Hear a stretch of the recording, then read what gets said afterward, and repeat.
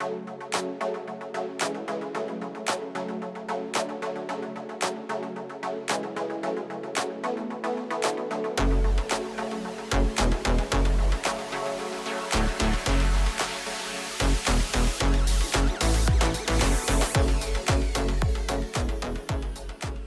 to the GSport interview, and today we have a very special guest. She feels like family because she really is a 4-time GSport award winner and the first black South African woman to make it to Wimbledon. I can tell you a lot more stories about her. It's Kgothatso Montjane.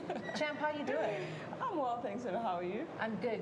Listening to that introduction and you think about the journey you've traveled, do you pinch yourself that you still keep going?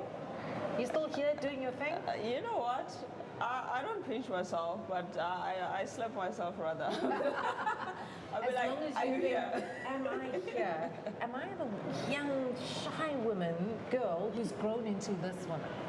Most definitely, you know, because I normally say I accidentally fell into this sport, Yes. and when I see myself where I am, I'm like, is this really happening, you know? Yeah. What is it that I could have been doing? I could have actually pursued my career in sport admin, or I could have studied IT as I loved it.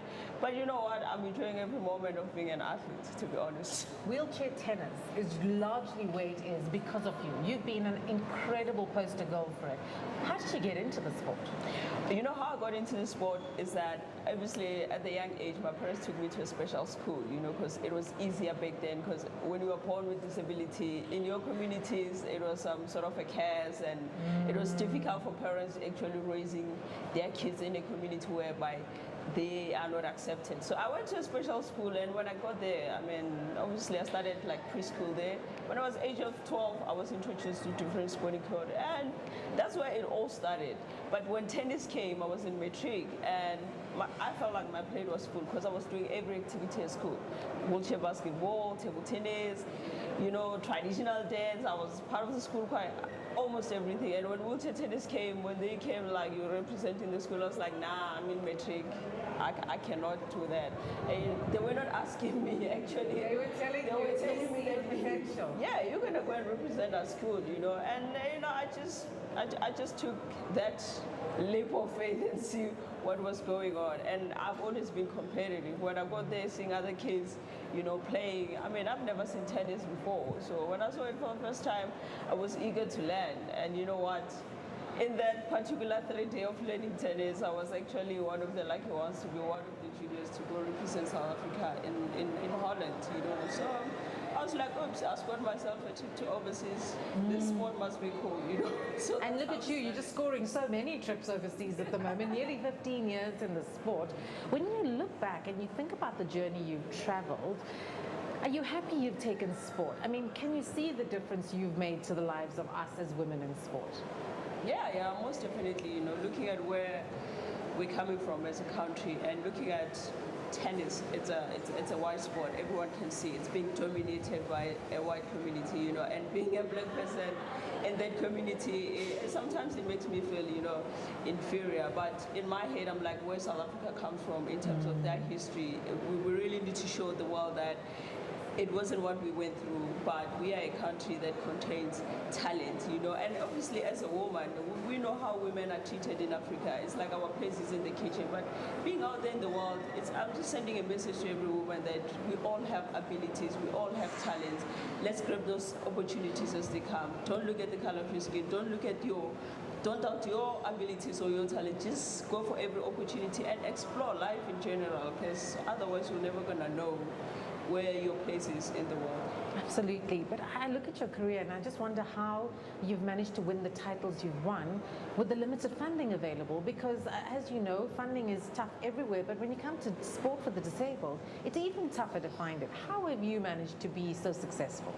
You know what, it's been a tough journey. You know, we all know that when this whole thing started, Wheelchair Tennis South Africa, it was a federation that actually carried us, and it has a very huge sponsor. And when we lost that, for me as an athlete, I felt like it was the end of the world. That was it. But then, you know, God always has his way, you know, to lighten up things. Then the Wimbledon story came up, you know. It is the best story for me. And I saw, when I was trying to get funding by myself, I'm like, you know what? I was like, I once saw this person at our tennis tournament. Former First Lady, Mrs. Mbeki. I was like, I'm going to send this one 100 emails until she replies. She better reply to me. And she did? And she did. Oh, my word. She came through, and I managed to go to Roland Garros. And with the money that was left, I was like, I'd rather leave coach out of this and go to Wimbledon, you know? Yes. Because that's when I got a wild card into Wimbledon. And neither did I know that I'm going to do well at Wimbledon, you know? I had to pack things up at Wimbledon, get people to train with. I mean, just to be there and People didn't know that. Like, everyone saw the headlines and like, KG going to Wimbledon, historic. But did they even know that you did everything yourself? For yourself? No, they didn't know. I'm sure they didn't even know that I didn't even have sponsors by then. You know, it was by the help of Mrs. Mbeki. You know, I was just like, with that little money, I'm gonna split it up together with the prize money from Roland Garros, put it together and go to Wimbledon. I didn't care if the coach is there or not. There was no money for me to take the coach. So I was like, I'm gonna do it on my own. And you had to back yourself. Yeah, and have a good experience, you know. For me, it was all about the experience. That we've been in this sport, you didn't know much about it, so why would you want to miss out at the Wimbledon opportunity? I didn't even know it was the first Black South African women to be there. For me, it was just like, I want to complete the whole calendar of the slam, and Yes. it happened to work out really well for me. I think what that story did was it also got people to realize just what a struggle it's been for you.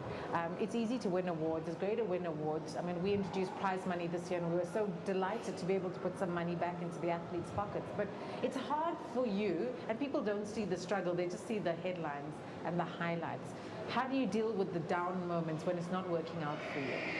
I think the most important thing as a person is to keep your head high, you know. You need to acknowledge that life is not perfect, you know. Out of your career, in your personal life, it's never perfect. And you need to be where you can know that it has its ups and downs. Because if you cannot put your mind in that there's ups and downs in life, when those lows comes, you shut down if you are not prepared. So for me, I think it has been a rough journey in my whole tennis career, playing the sport that I didn't understand, so many frustrations. When I hit my lows, I was like, I never knew what this was, but I always rose above it. So in terms of me giving up, I kept working even harder. Like, I didn't even have hope things would work out. It was just like, I'm into this thing, I love it, I'm gonna keep doing it. And I think that's where my head was, because I think it kept me insane. It kept me away from all these stresses that... Because you can start thinking about it. Like, Yeah. it's not working out. Do I retire? I know that's a topic you have to think about now.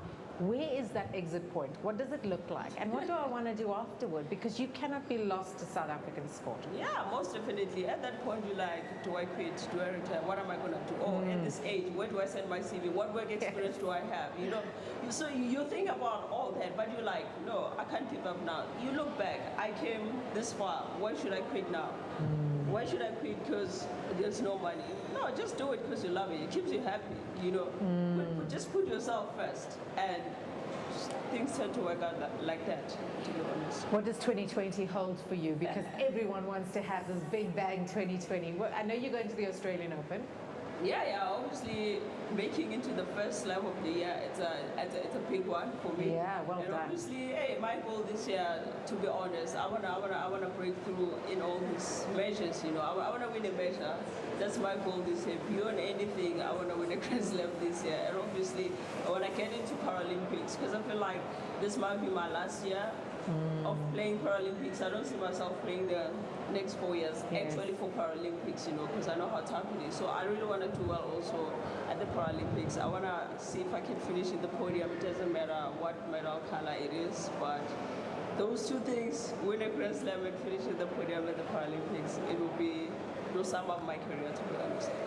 You win a lot. You've won a lot on the GSport stage. What has GSport meant for you and women's sport in the country?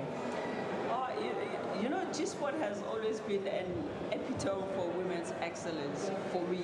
You know, I feel like it has always been the only thing that made us, put us out there, showed people that women in sport have profiles.